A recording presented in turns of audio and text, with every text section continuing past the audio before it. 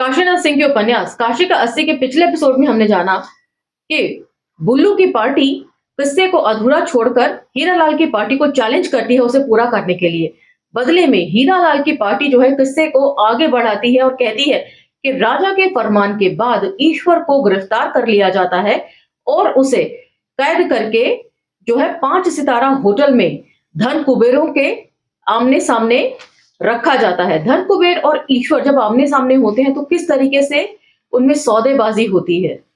काफी तक झक के बाद सौदा आखिर पट ही जाता है और सौदे में क्या होता है कि प्राकृतिक चीजें जितनी भी हैं जिन पर मनुष्य का जीवन निर्भर करता है, जैसे कि हवा, पानी, ठंड, सूरज, ये सब कुछ जो है वो धन कुबेरों के हिस्से में आता है और बदले में धन कुबेर जो है वो भगवान को आश्वस्त करते हैं कि तुम्हारा यश हम जगह जगह फैलाएंगे, यानी कि ऐश्वर्य ईश्वर के हिस्से में आता है।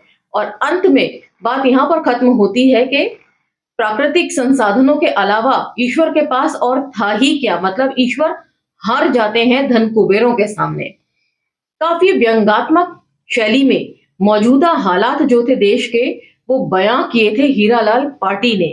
यहाँ पर किस्सा हमने खत्म किया था और हीरालाल दोबारा बुल्लू एंड पार्टी को चैलेंज करते हैं कि अब किस्सा यहां से आगे बढ़ाओ।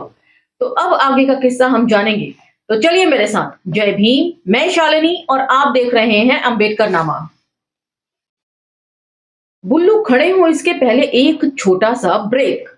सड़क के आमने सामने मंच, बीच में और अगल बगल दरिया, दरियों में चदरा और कंबल ओढ़े बीड़ी पीते सुर्ती खाते लोग। लेकिन इनसे ज्यादा लोग सड़कों और फुटपाथों पर 80 ऐसे ही रत जगा करता है, सड़कों और घाटों पर। और उस दिन तो मौका भी था। बिरहियों का कायदा यह है कि जब तक कहानी ढर्रे पर ना हो, लोगों में उत्सुकता हो, कान लगे हो, तब तक आपस में कोई छेड़छाड़ नहीं। जब लोग बोर होने लगते हैं, उठने बैठने लगते हैं, तब श्रोता भी चाहते हैं और बिरहियां भी उखाड़ पछाड़ शुरू कर देते हैं।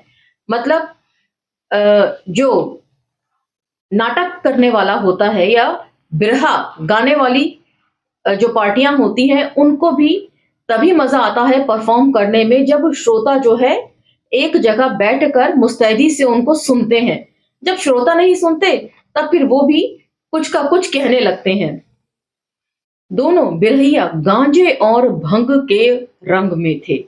भंग तो बार बार नहीं ली जा सकती, लेकिन दम अपनी बारी आने से पहले लगाया जा सकता है। और जब वे करताल या चंग बजाते हुए झूम कर समा बांधते थे तो जाड़े में भी माथे पर चूह चुहाया पसीना बहुत कुछ कह जाता था। बजैया भी उन्हीं की तरह तरंग में थे। नतीजा ये कि सुनने वाले कभी खुश होकर 10-20 रुपया बिरहिया को, कभी ढोलक या नगाड़े वाले को निछावर कर देते थे। बुल्लू लेटेस्ट फिल्मों की नई नई धुनों की नकल के उस्ताद। श्रोताओं को और क्या चाहिए। जब करताल बजाते हुए उन्होंने दोनों हाथ नचाना और भांजना शुरू किया, 10 मिनट तक तो भीड़ मस्त हो उठी। बाजों ने भी जमकर साथ दिया। तिड़क तिड़क धिम ढुर ढुर धम धम तिड़क। बुल्लू ने बाजों को शांत हो जाने का इशारा किया तो भैया भगवान भला करे हीरालाल बुढ़ो का, उन्होंने उसे जाने क्या का क्या बना दिया, एक सौदागर। लेकिन ये पक्का कि सौदा हुआ जिसकी खबर अखबारों में नहीं थी। अखबारों में खबर थी बिहारी लाल की पार्टी के अधिवेशन की, जो कुछ महीने बाद ही मुंबई में हुआ। मतलब हाथी के दांत खाने के और दिखाने के। और उस समय की भाजपा सरकार इंडिया शाइनिंग का नारा देती थी, यदि आपको याद हो।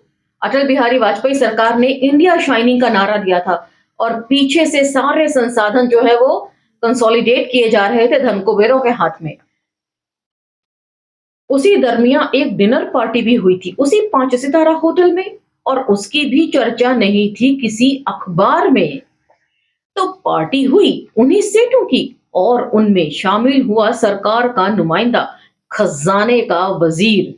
और वजीर भी एक भाषण दिया बड़ा धांसू कि दुनिया के कई मुल्क इसी सदी में 21वीं सदी में जा चुके हैं और हम बहुत पीछे हैं, कि हम अभी बहुत कुछ करना है, कुछ आगे जाना है, यह करना है, वह करना है, और यह वह करते हुए अगली सदी में जाना है।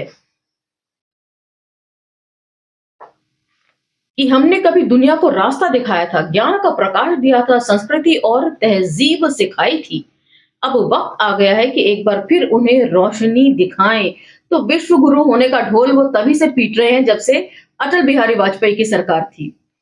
उस समय भी भारत जो है वो बहुत पिछड़ गया था, मतलब वैज्ञानिक तौर पर।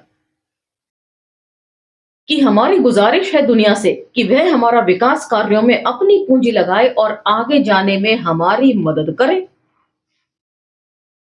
तालियां बजाइए ना तालियां। क्या बहुचट की तरह बैठे हैं भाई? तो बाबू लोगों, ये भाषण प्रेस के लिए था। न्यूयॉर्क, लंदन, पेरिस और टोक्यो के अखबारों ने जबरदस्त स्वागत किया। पता नहीं क्या था ऐसा इस भाषण में, लेकिन खास बात थी बंद कमरे में वह बैठक जो वजीर के साथ सेठों ने की। इसमें भी एक करार हुआ था, वे हमसे सुनिए। सबसे पहले मुंबई का सेठ खड़ा हुआ, बताया कि जुहू मरीन ड्राइव और दूसरे समुद्री किनारों पर जहां जहां मॉनसून चलता है, इतनी ऊंची ऊंची दीवारें इमारतें खड़ी कर दी हैं कि एक भी बादल कहीं से बहक कर नहीं जा सकता। पूरे मुल्क में बादलों के हमारे गोदाम होंगे। हम बादलों को, हर तरह के बादलों को, मौसमी, बेमौसमी, सांवले, काले, उजले, भीगे, सिमसिमाए, सूखे, सभी तरह के बादलों को अलग अलग उसमें जमा करेंगे और जब जैसी जरूरत होगी उड़ा देंगे। जहां जैसी बारिश की जरूरत होगी, जैसे ज्यादा पानी चाहिए वहां काले मेघ, जहां कम पानी चाहिए वहां सांवले मेघ, जहां पानी नहीं, छाया चाहिए वहां उजले धुले हल्के फुल्के मेघ। ये काम हम नदियों, नालों, बांधों, नहरों, नलकूपों वगैरह के जरिए भी कर सकते हैं। इसीलिए हम जानना चाहते हैं कि क्या आप मदद कर सकते हो हमारी? ये बातों पर विचार किया जाएगा, कहते चले, वजीर ने आश्वस्त किया। हम सिर्फ इतना चाहते हैं कि बादल की मजाल ना हो कि वह गांव के गांव बहा कर ले जाए, लेकिन यह आप पर मुनहसर करता है। वरना वह बहा भी सकता है और सुखा भी सकता है और पानी के बगैर मार भी सकता है। मतलब इल्तिजा भी की जा रही है वजीर से कि हमारी बात मान ली जाए और हल्के से उसे धमकाया भी जा रहा है। बस यही कहना है मुझे। हमारे हिस्से तो सूरज पड़ा है जी, और हमें इसका अफसोस भी नहीं है। पगड़ी बांधे हुए किसी दूसरे नगर का सेठ बोला, अब तो हमारे कब्जे में आ गया है। वे बड़ी मशक्कत के बाद इतना बड़ा है कि किसी भमन भट्टी में अट नहीं सकता था, सो कई नगरों में कई धमन भट्टियां बनवानी पड़ी हैं। खर्च तो बेहिसाब हुआ है, लेकिन यह भी समझ लो कि दिन और रात अब मेरे हाथ में है। तुम सरकार हो, जैसी इच्छा हो बोलना। कहोगे दिन रहेगा, नहीं कहोगे रात रहेगी, अंधेरा रहेगा, इसमें हम क्या कर सकते हैं जी। वह चमकेगा तो तुम भी चमकोगे, वह बुझ जाएगा तो तुम भी बुझ जाओगे। यह तो आपस की बात है जिसे हम भी समझते हैं और आप भी समझते हैं।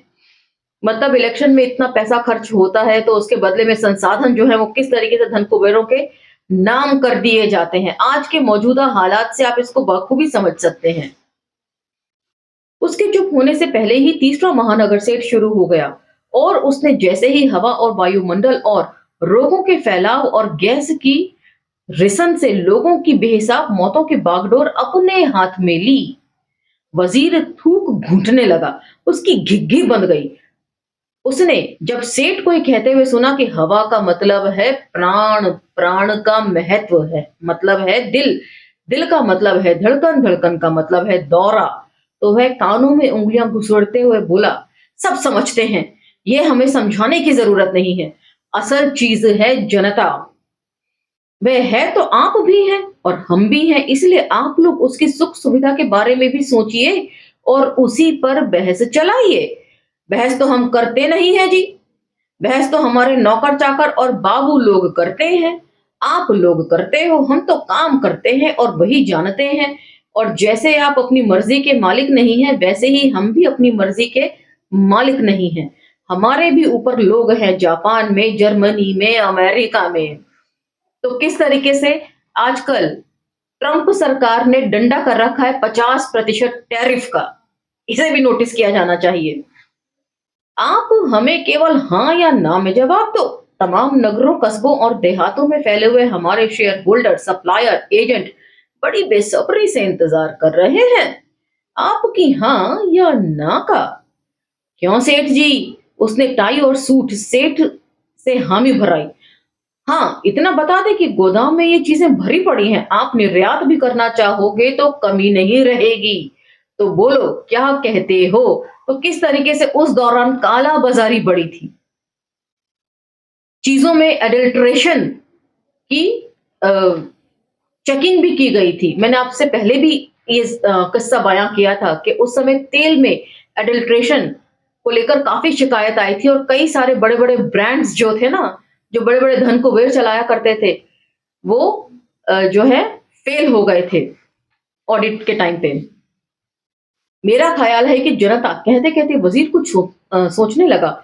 इतना सुना था कि ठंड का इजारेदार सेठ जो किसी चौथे महानगर से आया था और अब तक चुप था, भड़क उठा। जनता जनता क्या करते हो साहब, यह कोई प्रेस कॉन्फ्रेंस है? जनता करना हो तो रामलीला मैदान में जाओ, वोट क्लब में जाओ, लाल किला मैदान में जाओ। लोकसभा में तो करते ही रहते हो, फालतू का समय तुम्हारे पास होगा, हमारे पास कहाँ है। शर्तें मंजूर हो तो ठीक, नहीं तो जाओ मध्य अवधि चुनाव की तैयारी करो। उसी से पता चल जाएगा कि जनता की फिक्र किसे ज्यादा है, हमें या तुम्हें। नहीं नहीं, ऐसा नहीं है, नाराज मत हो। धूप वाले सेठ ने उसे रोका और वजीर की ओर मुखातिब हुआ। आपकी मंशा समझ रहे हैं जी, हम पर भरोसा कीजिए। आपको अपनी ओर से जबान खोलने की जरूरत नहीं, हम भी इतने खुदगर्ज नहीं है। बस इतना समझ लो कि खुश कर देंगे तुम्हें, कोई शिकायत ना रहेगी। जाओ जनता से जो बोलना हो बोल दो, लेकिन एक बात मेरी भी सुन लो साहब। पानी वाले सेठ ने वजीर को उठते हुए देखकर बोला, आप केवल एक काम करो, लोगों को मुस्तैद बनाओ। अगर यह मुल्क कामचोरों, आलसियों, लापरवाहों, निठल्लों और गपबाजों का ही रह गया हो तो तो हो चुकी तरक्की जा चुके 21वीं सदी में। फायदा तब है जब काम हो, काम नहीं तो फायदा नहीं। खड़े खड़े बेमतलब गप्पे मार रहे हैं, सिगरेट फूंक रहे हैं, बीड़ी पी रहे हैं, सुरती ठोक रहे हैं, पान फूंक रहे हैं, हा हू कर रहे हैं। कैसे होगी तरक्की, कैसे जाओगे आगे इसी हा हो मस्ती के भरोसे? वजीर ने घड़ी देखी और बैठ गया। उसकी आंखें थोड़ी देर के लिए चमक गईं और फिर धीरे धीरे बुझ गईं। वह गंभीर हो गया। है तो सही कह रहे हैं आप, लेकिन क्या कर सकते हैं इसके लिए? जो आप नहीं कर सकते वह हमसे कहिए। आप भी क्या कर सकते हैं इसमें? हम क्या नहीं कर सकते हुजूर? सेठ ने जोर देकर कहा। हम काहे के लिए हैं? इस पूरे मामले का संबंध बाजार से है। तुम्हारा काम है सरकार देखना, हमारा काम है बाजार देखना। हम अपना काम देखते हैं, आप अपना काम देखो। हम तो बाजार का एक ही मतलब जानते हैं, सरकार। बाजार नहीं है वो जो सड़क पर है, दुकान पर है, नुक्कड़ पर है, शोकेस में है। बाजार वे है जो तुम्हारे दरवाजे पर है, पोर्टिको में है, ड्राइंग रूम में है, बेडरूम में है, अलमारी में है, किचन में है, टॉयलेट में है, और यही क्यों तुम्हारे बदन पर है, सिर के बालों से लेकर पैरों के नाखून तक है। ऐसा कि जो तुम्हारे घर जाए या तुम्हें देखे उसके लार टपकने लगे, उसकी नींद और उसका चैन छिन जाए, तड़प उठे कि ये चीज जो तुम्हारे पास है उसके पास क्यों नहीं है।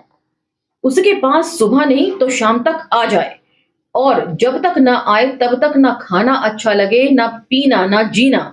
तो यह बात है। जाओ आप सरकार देखो और सुनो, पता करो कि 24 घंटों के दिन और रात में वह कौन सा समय है जो तुम्हारे लिए सिरदर्द है।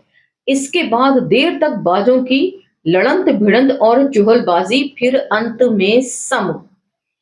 तो आज का ये एपिसोड हम यहीं विराम करते हैं। ये आपको कैसा लगा मुझे कमेंट सेक्शन में जरूर बताइएगा। पसंद आए तो लाइक, शेयर, सब्सक्राइब करना ना भूलें। सोशल मीडिया के अन्य प्लेटफॉर्म पर भी आप अंबेडकर नामा को फॉलो जरूर करें। कोई एपिसोड मिस हो जाए तो प्लेलिस्ट में जरूर चेक करें। इसी के साथ अब मुझे इजाजत दीजिए। मिलते हैं अगले एपिसोड में अगली कड़ी और अगले छंद और बंद के साथ। अब मुझे आगे दीजिए। जय भीम, धन्यवाद।